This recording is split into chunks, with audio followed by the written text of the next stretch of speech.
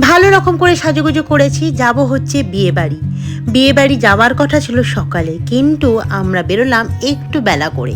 সেই কলকাতা টু কোলাঘাট যাব। এই লং জার্নিটা বেশ ভালোই মজা করতে করতে পৌঁছে গেলাম ননদের বিয়ে অ্যাটেন্ড করতে। ননদের বিয়ে অ্যাটেন্ড করতে গিয়েই সব ছোট ছোট ননদদের সাথে মামি শাশুড়ি, মামা শ্বশুর, মাসি শাশুড়ি সকলের সাথে দেখা হয়ে গেল। আর পুরনো সেই বন্ধুর সাথেও দেখা হয়ে গেল আমাদের।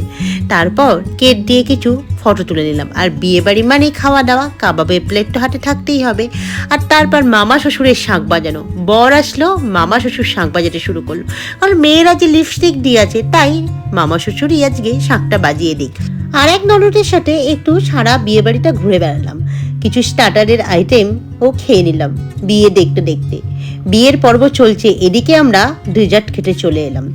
আর এখানে এসে দেখি সিঁদুরদান হয়ে গেছে। আর আমার ছেলে মনে সুখে